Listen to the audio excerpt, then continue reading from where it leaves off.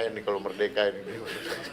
Yang pertama, sesuai dengan Perpres nomor 139 tahun 2024, yaitu tentang penataan tugas dan fungsi Kementerian Negara di Kabinet Merah Putih.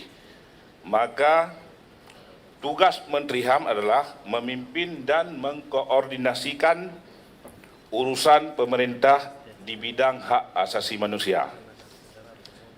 Jadi bicara hak asasi manusia, kita tidak bicara sekarang dan ke depan, juga kita harus bicara masa lalu. Yaitu ada pelanggaran-pelanggaran HAM berat masa lalu yang diakui oleh pemerintah, tetapi sampai sekarang belum ada tindak lanjutnya.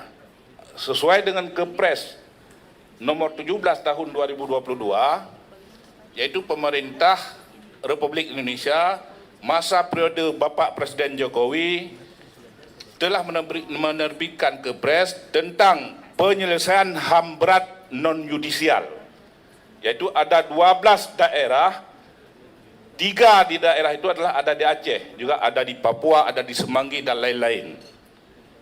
Pemerintah menyesalkan terjadinya pelanggaran HAM berat dan pemerintah berjanji akan menyelesaikannya secara non-yudisial. Tetapi sampai hari ini yang saya tahu dulu di Aceh.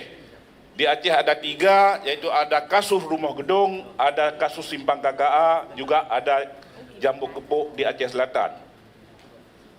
Sekarang kami koordinasi juga dengan Komnas HAM di dalam mencari data dan fakta.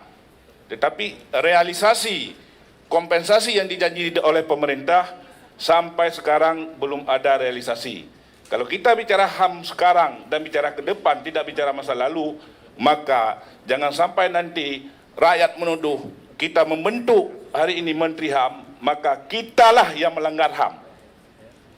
Karena pelanggaran-pelanggaran yang diakui oleh pemerintah saja tidak ada realisasinya, tidak ada tindak lanjutnya, apalagi pelanggaran-pelanggaran HAM yang terbiarkan terjadi sendiri. Ini yang lakukan adalah yang mengakui pemerintah Republik Indonesia melakukan pelanggaran HAM.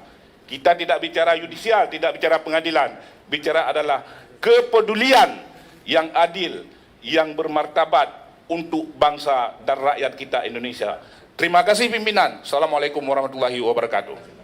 Baik, terima kasih Pak Samsul ya. Pak Samsul. Pak Tiong, mohon maaf. Bahaya nih kalau merdeka ini.